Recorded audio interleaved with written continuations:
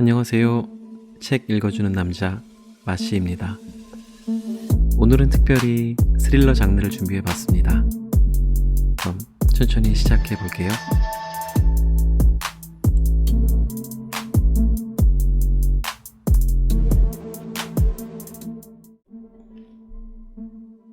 트럭 한 대가 검은 도로 위를 달리고 있다. 트럭은 어둠 속에서 가로등의 불빛을 받아 묘하게 반짝거렸다. 트럭을 비추는 가로등의 불빛은 썩은 오렌지를 닮아 있었고 그 밑에 아스팔트는 밑도 끝도 없이 어두웠다. 점선으로 이루어진 차선이 진로 방향을 인도하지 않았더라면 이 칙칙하고 탁한 어둠 속에서 누구라도 길을 잃었을 것이다. 아무튼 기분 나쁜 밤이었다. 하지만 그러한 기분 따위 전혀 안중에도 없다는 듯이 트럭의 엔진은 굉음을 뿜어내며 조용한 밤 공기를 거칠게 찢어 놓았다. 트럭의 두 눈이 사납게 번뜩거렸다. 물론 기계장치와 전기의 힘에 의한 불빛이었지만 트럭의 두 눈은 사나운 맹수의 그것보다 위협적이었다. 애처롭게도 이 난폭한 두 눈에 압도당한 동물들이 하룻밤에도 수십 마리씩 이 어둡고 차가운 도로 위에서 살해당하곤 한다. 물론 이 트럭이 그 끔찍한 일을 벌인 것은 아니지만 트럭의 모습과 그 움직임은 보는 이로 하여금 두려움을 느끼게 하기에 충분했다. 트럭의 운전석에는 그 남자가 앉아 있었다. 싸구려 검은 모자를 아무렇게나 눌러 쓴 남자. 그곳에 앉아 이 개유물과도 같은 트럭의 핸들을 잡고 있었다. 남자의 두 눈이 빠르게 움직였다. 그의 시선이 앞을 향하다가 계기판으로 움직이더니 왼쪽 사이드미러를 쳐다보고는 다시 앞을 향했다. 그리고 니네 오른쪽 사이드미러를 힐끗거리고선 룸미러로 뒤의 화물칸을 잠시 보았다가 다시 앞을 보았다. 남자의 눈동자는 쉬지 않고 움직이고 있었다. 다른 차량의 통행도 없고 그냥 직진만 할 뿐 별다른 조작이 필요 없는 이런 구간에서 이렇게 바쁘게 움직이는 그의 눈동자는 마치 엄마 잃은 어린아이처럼 불안에 가득 차 보였다. 그의 초조함은 그의 손과 발에서도 나타났다. 클러치와 브레이크, 엑셀을 오가는 그의 두 발은 필요 이상으로 바쁘게 움직였다. 핸들 조작과 기어 변속을 맡고 있는 그의 두 손에는 식은땀이 맺혀 있었다. 이러한 그의 초조함이 그의 자동차를 더욱더 위협적으로 움직이게 만들고 있는 것이 분명했다. 남자는 눈에 저 멀리 있는 교차로의 신호등이 보였다. 어둠 속에서 교차로의 신호등은 파란색으로 선명하게 반짝거렸다. 남자는 저 파란 신호가 유지되는 동안 교차로를 건너갈 생각으로 자동차의 속도를 올리기 위해 오른발에 조금 더 강하게 힘을 주었다. 오른쪽 발밑에 깔려있던 엑셀레이터가 부드럽게 밀려 들어갔지만 엔진 회전마저 부드럽게 올라간 것은 아니었다. 엔진에서 섬뜩한 굉음이 터져 나왔다. 남자의 트럭이 교차로를 약 500m 정도 남겨놓았을 즈음 교차로의 신호등이 파란불에서 노란불로 바뀌었다. 순간적으로 남자는 자기도 모르게 기어를 한 단 내렸다. 엔진이 크게 울부짖는 것과 동시에 트럭이 심하게 꿈틀거리더니 이내 엔진 브레이크가 걸리기 시작했다. 트럭의 속도가 줄어들기는 하였지만 트럭이 멈출 정도까지는 아니었다. 트럭은 남자가 브레이크를 밟기 전까지는 절대로 멈추지 않을 것임에 분명했다.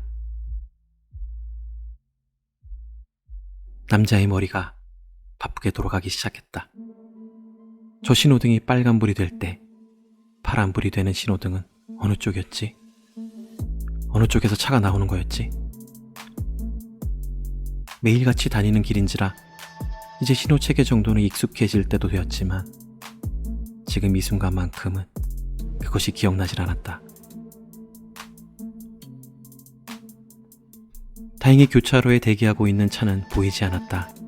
남자는 이 교차로에 감시 카메라가 없다는 것을 이미 확인하였기 때문에 사각지대에서 달려오는 차만 없다면 그대로 통과해도 전혀 문제될 것이 없었다. 하지만 보이지 않는 곳에서 파란불로 바뀐 신호등을 보고 속도를 올리며 달려오는 차가 전혀 없다고 확신할 수 있을까? 속도를 줄이는 것이 더 현명한 것일까? 이제 교차로는 100여 미터밖에 남지 않았다. 남자는 멈출 것인지 아니면 교차로를 그냥 통과할 것인지 아직 결정하지 못했음에도 불구하고 오른발에 힘을 주고 있었다. 트럭의 속도는 80km를 넘어섰다. 엔진이 미친 듯이 소리를 질러대고 있었다. 분명 지금 보이지 않는 어둠 너머에 들짐승들이 이 굉음을 들었다면 그들은 마치 사냥감에게 공포심을 심어주기 위해 내지르는 맹수의 포효를 들은 것 마냥 그 자리에서 얼어버렸을 것이다. 그 살기등등한 굉음이 남자의 트럭을 괴물로 보이게 만들었다. 남자의 트럭이 교차로에 진입하기 약 10여 미터 정도 남았을 때 결국 신호등이 빨간불로 바뀌었다. 남자는 마른 침을 삼키며 재빠르게 좌우를 훑어보았다. 오른쪽 신호등이 파란불로 바뀌었다. 하지만 아직 어느 쪽에서도 달려오는 차량의 불빛이 보이지 않았다. 의아하게 생각할지는 모르겠지만 밤에 하는 운전은 불빛에 의한 운전이다. 어둠 속에 가려 형태가 안 보이는 밤에는 나처럼 형태를 온전히 확인하면서 운전을 할 수가 없기에 운전자들은 작은 불빛의 변화에도 민감하게 반응해야 한다. 예를 들어 어느 쪽에서인가 헤드라이트 불빛이 나타난다든지 어느 곳에 가로등 불빛이 갑자기 일렁인다든지 뭔지 모를 빛의 변화가 있다면 그것을 재빨리 감지하고 대응해야만 순간적인 상황에 대처할 수 있을 것이다. 그걸 모르는 초보들은 사고를 내지만 남자는 베테랑이었다. 아무튼 지금 이 순간까지는 어느 쪽에서도 달려오는 차의 불빛은 없었다. 남자가 교차로를 지금 그대로 통과한다 해도 문제될 것은 아무것도 없는 셈이었다. 그의 트럭은 빠른 속도로 교차로에 진입했다. 그의 차가 교차로의 절반을 통과하며 신호등 밑을 스쳐 지나갈 때쯤에야 남자는 트럭에 기어를 올렸다. 자동차의 RPM은 3,500을 넘어 4,000에 육박하였다가 순식간에 2,500으로 떨어졌다. 미친 듯이 울부짖던 괴물의 소리가 조금은 작아졌다.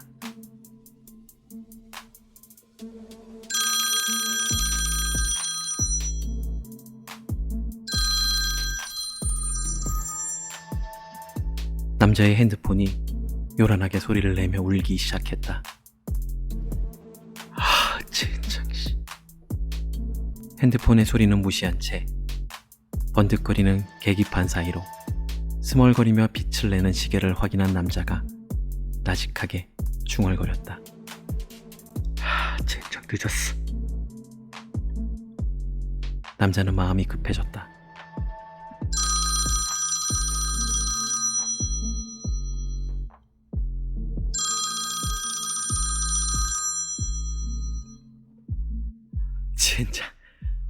진짜.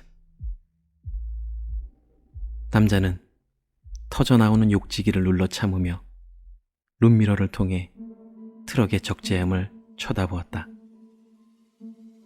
트럭의 적재함에는 남자의 몸뚱이만한 기계덩어리가 나무 상자에 담겨져 실려 있었다. 멍청한 창고 관리인이 수화물 목록만 제대로 살펴봤다면 지금쯤 이 덩어리는 일본의 어느 공장에서 대형 발전기의 부품으로 조립되고 있었을 것이다. 그 빌어먹을 창고 관리인이 반나절만 일찍 이 부품이 빠졌다는 것을 눈치챘더라면 남자는 이걸 배달하기 위해 이 새벽에 움직이지 않아도 되었을 것이다. 그 개같은 창고 관리인이 2시간만 일찍 이 쇳덩어리가 새벽 3시 반까지 배달되어야 된다고 연락 줬더라면 사장한테서 이렇게 5분마다 전화 오는 일은 일도 없었을 것이다. 돼지처럼 처먹기만 하지 하여튼 제대로 하는 일이 없어. 남자는 육중한 몸으로 어슬렁거리기 좋아하는 창고 관리인에게 한바탕 욕을 퍼부으며 시끄럽게 울리는 핸드폰을 구석으로 집어 던졌다. 핸드폰은 조수석 어딘가에 떨어지면서 어둠 속으로 사라져버렸다. 동시에 시끄럽게 울리던 전화도 끊어져 버렸다. 남자는 적재함에 실려있는 나무 상자를 다시 확인했다. 그리곤 늦어도 4시까진 물건이 공항에 도착해야 첫 비행기로 보낼 수 있다고 한 창고 관리인의 말을 떠올렸다. 이 새끼 지가 간 게 아니라고 하여튼 말은 쉽게 하지. 지금 시간 새벽 3시 44분. 아무리 생각해봐도 15분 만에 공항까지 가는 건 무리일 것 같았다. 남자는 엑셀레이터를 밟고 있는 발에 더 힘을 주었다. 그리고 괴물이 다시 울부짖기 시작했다. 남자가 이런저런 생각들을 하고 있는 사이 그가 탄 트럭은 또 하나의 교차로를 지나쳤다. 이번에도 교차로의 신호등은 빨간색이었다. 교차로를 지나침과 동시에 남자의 눈에 횡단보도의 파란 신호등이 스쳐 지나갔다. 순간 남자는 저 횡단보도에 사람이 있었는지 없었는지 기억이 나지 않았다. 남자는 자신의 몸에 소름이 돋는 것을 느꼈다. 밤에 다니는 사람들은 그림자 속에 숨어 있다. 빛의 흐름을 읽으면서 운전하는 운전자에게 있어 그림자 속에 숨어 있는 사람들은 가장 큰 위험 요소 중에 하나이다. 이 이기적인 사람들은 언제나 자기 중심적이다. 밤에 다니는 운전자들이 얼마나 빨리 달리는지, 그리고 그 속도를 못 이겨 자신을 발견할 때엔 이미 늦었을지도 모른다는 사실은 자신과 상관없는 일이라고 생각한다.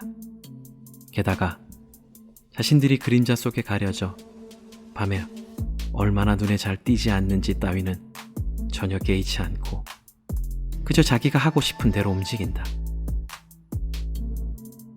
신호에 상관없이 도로에 뛰어들어도, 술에 취해 길바닥 위에 잠이 들어도 자신은 안전할 것이라고 믿는다. 자신들은 보호받을 것이라고 믿는다. 근거 없는 자신감에 가득 찬 자기 중심적인 행위니 방금 전 그 횡단보도에 있었는지 없었는지 남자는 확인하지 못했다. 남자는 불현듯 자기도 모르게 불길한 상상을 하고 말았다. 사람을 치고는 그 사실을 몰라 계속 달리고 있는 것은 아닌가 하는 그런 생각 말이다. 물론 남자는 사람을 치지 않았을 것이다. 하다못해 조그만 쐐기를 밟고 지나가도 엑셀레이터나 브레이크를 통해 그 느낌이 올라오는데 사람 같은 큰 물체를 치고도 아무런 느낌이 없었을 리가 없었다. 가슴 한 구석에서 불안한 느낌이 꿈틀거리며 올라왔지만 남자는 애써 그 느낌을 지웠다.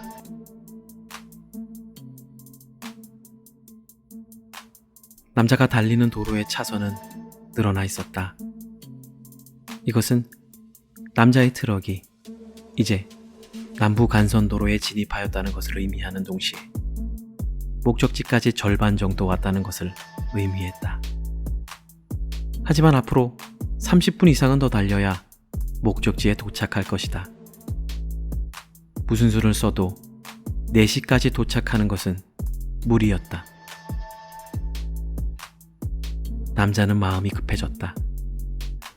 남부 간선로만이라도 빨리 통과한다면 4시까지는 아니더라도 4시 10분 안에는 도착하지 않을까 하는 생각이 남자의 뇌리에 스쳤다. 주저할 시간은 없지 않은가. 남자는 엑셀을 강하게 내리누르며 트럭의 속도를 더 올리기 시작했다. 남자의 트럭이 다시 굉음을 내며 괴물의 형태를 나타내려 할 때쯤이었다. 갑자기 남자의 트럭 앞에 주황색 택시 한 대가 끼어들었다.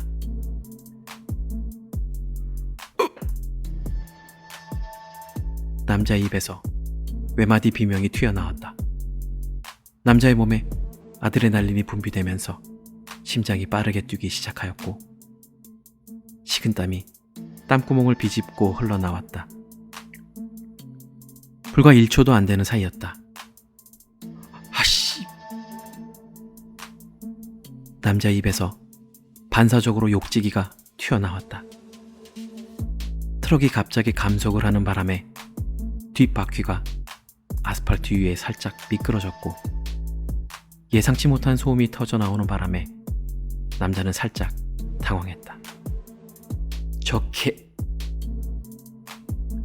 남자는 클락슨을 강하게 누르며 라이트를 번쩍거렸다.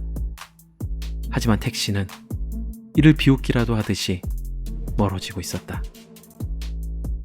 저 새끼가 뒤질라고 이씨. 운전을 개같이 하고 지랄이야 저거. 많은 사람들이 운전대를 잡으면 공격적으로 변한다고 한다. 그만큼 자동차의 운전석에는 사람이 돌변할 수밖에 없는 상황이 항상 벌어진다. 사람이 철로 만든 괴물 덩어리가 이제는 사람을 괴물로 만들고 있는 것이다. 그리고는 괴물이 된 사람이 다시 자동차를 괴물로 만든다. 지금 이 순간처럼 말이다. 남자는 트럭을 거칠게 몰면서 멀어져가는 택시를 따라잡으려고 애를 썼다. 흉측한 트럭이 여전히 어둠 속의 짐승들에게 공포심을 심어주었지만 트럭이 중형 세단급의 택시를 따라잡을 수 있을 리 없었다. 택시는 유유히 사라져버렸다.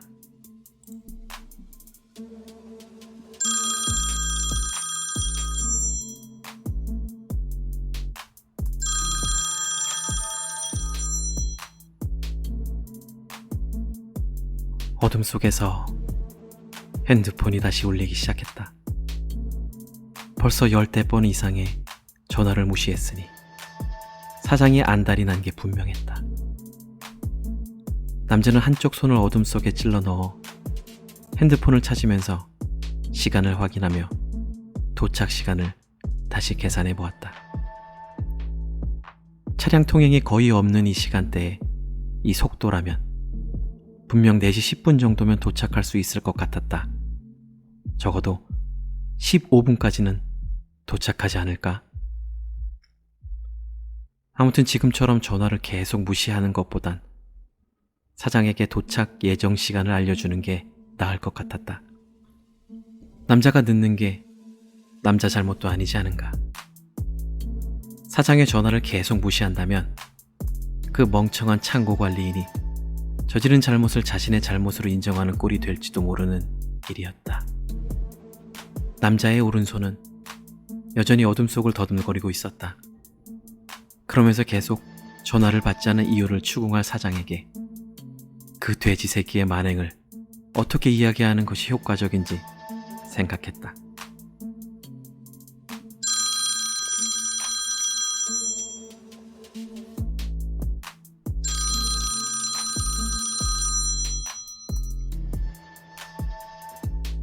핸드폰은 여전히 어둠 속에서 요란하게 울리고 있었다.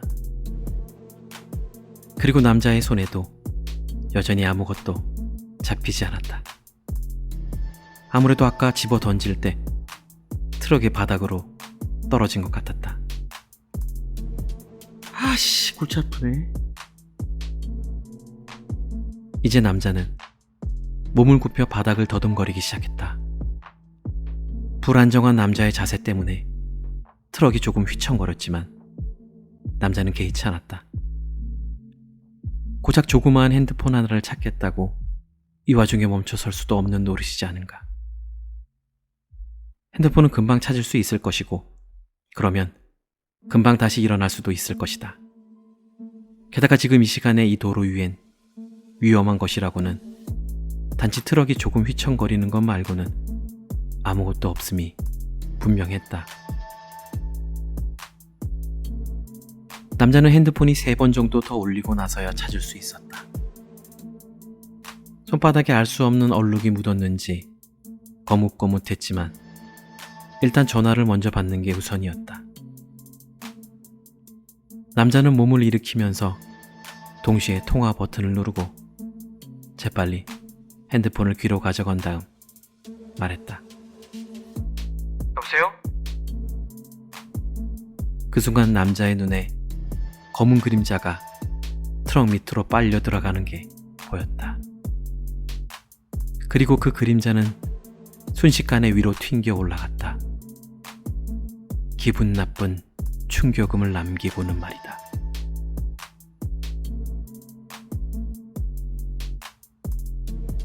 공허한 충격음이 어둠 속에 울려 퍼졌다. 충격에 의한 진동과 함께 뭔가 불길한 느낌이 엑셀을 밟고 있던 발을 타고 올라와 순식간에 남자의 정수리에까지 이르렀다. 아주 약간의 시간이 흐르고 남자는 그 불길한 느낌이 의미하는 것이 무엇인지 어렴풋이 깨달았다. 남자는 온몸의 털들이 곤두서는 것을 느꼈다. 그리고 본능적으로 브레이크를 강하게 짓밟았다. 달리기를 원하는 타이어가 멈추기를 원하는 브레이크와 충돌을 일으켰고 남자가 타고 있는 괴물은 지금까지 단 한 번도 들려준 적이 없는 괴상한 비명을 지르며 아스팔트 위를 미끄러지기 시작했다. 한참을 미끄러지던 트럭의 뒷바퀴가 아스팔트 사이에서 느껴지는 스트레스를 이기지 못하고 튀어올랐다 이윽고 떨어졌다. 이 때문에 트럭의 뒷공무니가 출렁거렸고 중심을 잃은 트럭이 좌우로 심하게 흔들거리다가 트럭의 뒷부분부터 돌기 시작했다. 긴박한 이 상황에서 할 소리는 아니지만 트럭이 도는 모습은 마치 발레리노의 그것처럼 우아해 보였다. 트럭의 운전석에서 반쯤 넋이 나간 표정으로 한 손에는 핸드폰을 다른 손으로는 핸들을 꼭 잡은 채로 꼼짝도 하지 못하는 남자의 모습만 보이지 않았다면 지금 이 트럭의 모습은 최고의 연기라고 찬사를 받았을지도 모르는 일이었다. 트럭의 우아한 회전은 완성되지 못했다. 트럭은 고작 반 바퀴만 회전하고는 중앙 분리대에 처박혀버렸다. 커다란 소음과 함께 엄청난 충격이 차체에 가해졌고 남자의 몸이 공중으로 떠올랐다. 앞 유리창에 수많은 금이 가면서 깨져나갔는데 그것이 남자의 눈에는 슬로우 모션처럼 보였다. 그 모양이 정신분열증을 일으킨 거미가 만들어낸 거미줄 같았다. 충격은 차 안에 있던 모든 물건들이 공중에 튀어오르게 만들었다. 그것들은 이내 다시 바닥으로 떨어졌는데 떨어질 때는 커다란 소금 결정 모양으로 산산조각난 조수석의 유리 파편들과 함께였다. 그것들은 본래 자기 자리를 찾지 못하고 사방으로 흩어져 어둠 속에 파묻혀버렸다. 남자는 몸이 떨리는 걸 느꼈다. 그는 무의식 중에 차문을 열고 트럭에서 내려 검은 아스팔트 위에 내려섰다.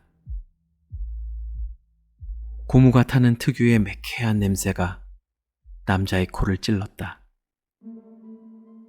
달려오던 방향과는 반대 방향을 향하고 있는 트럭의 한쪽 라이트가 트럭이 남긴 길고도 강렬한 타이어 자국이 남아있는 길을 비추고 있었는데 그것 때문에 이 냄새가 나는 게 분명했다. 반대편 라이트는 원래 있던 자리에서 뽑혀 허공에 매달려 대롱거리고 있었다. 중앙 분리대가 충격으로 밀려나가 있었고 그곳에 맞닿은 부분들은 처음의 모습이 어떠했는지 분간하기 어려울 정도로 심하게 구겨져 있었다.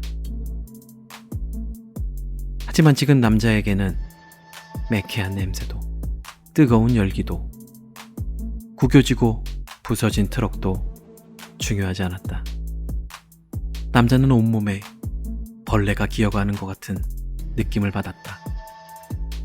그는 온통 불길한 느낌에 휩싸여 방금 전에 트럭에 부딪힌 것이 무엇이었는지에 대해서만 생각하고 있었다. 남자는 뒤쪽으로 천천히 걸어가면서 방금 전에 그 느낌은 자신이 잘못 느낀 것이라고, 그것은 아닐 거라고, 마치 자기 최면이라도 걸듯이 중얼거리고 있었다. 남자의 이마 위로 뭔가 질척하면서 뜨끈한 액체가 흘러내렸다. 그리고 한쪽 머리가 욱신거렸다. 아마도 방금 전의 사고로 머리에 어딘가 부딪힌 모양이지만 그것에 신경 쓸 겨를이 없었다. 지금 남자에게 중요한 것은 방금 전 트럭이 부딪힌 것이 무엇인지 확인하는 것이었다. 남자는 트럭이 남긴 타이어 자국을 따라 걸어가기 시작했다. 그 자국은 수십 미터에 불과하였지만 남자는 그 자국이 수백 미터는 되는 것처럼 느껴졌다. 빗방울 하나가 남자의 머리 위로 떨어졌다. 빗방울의 크기가 제법 컸다. 한 차례 소나기라도 쏟아질 기세였다. 지금 자신의 머리에서 흘러내리는 피해는 신경도 쓰지 못하는 남자는 신기하게도 이 빗방울이 신경이 쓰였다. 남자는 머리를 들어 하늘을 쳐다봤다. 하지만 하늘의 비구름 따위는 존재하지 않았다. 평상시엔 거의 보이지도 않았던 별들이 보일 정도로 하늘은 맑았다. 곧이어 몇 개의 빗방울이 다시 남자의 머리 위로 떨어졌다. 하늘은 맑은데 빗방울이 떨어지는 이유를 궁금해하며 남자는 자신의 머리 위로 떨어지는 빗방울을 손으로 훔쳐냈다. 손에 느껴지는 빗방울이 조금 질척한 것 같았다. 그리고 검붉었다. 순간적으로 남자는 방금 자신이 훔쳐낸 것이 떨어진 빗방울이 아니라 자신의 머리에서 흘러내리는 피일 것이라고 생각했다. 그제야 남자는 머리 한쪽이 심하게 욱신거린다는 것을 깨달았다.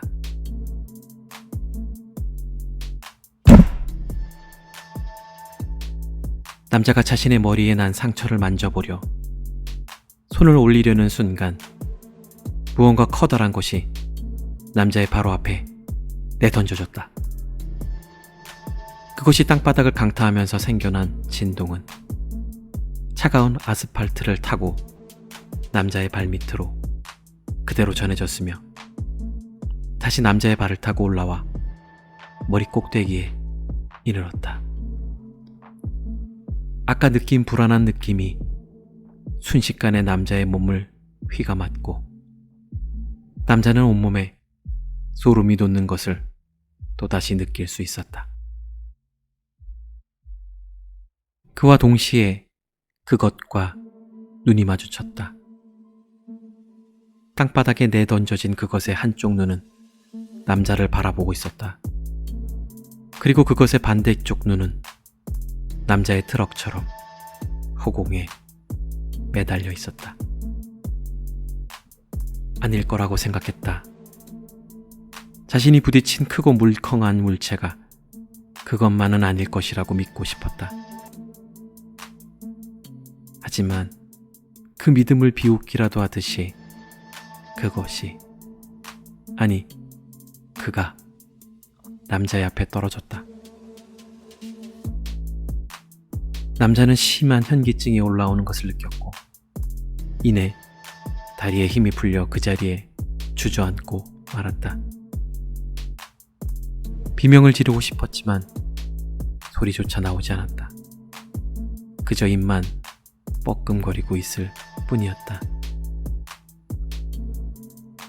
그런 남자의 모습을 검은 아스팔트 위에 몸이 반쯤 묻힌 그가 한쪽 눈으로 바라보고 있었다. 아니 어쩌면 남자를 보고 있는 것이 아닐지도 모르겠다. 다만 초점을 잃은 공허한 눈이 남자 쪽을 향하고 있을 뿐인지도 모르겠다.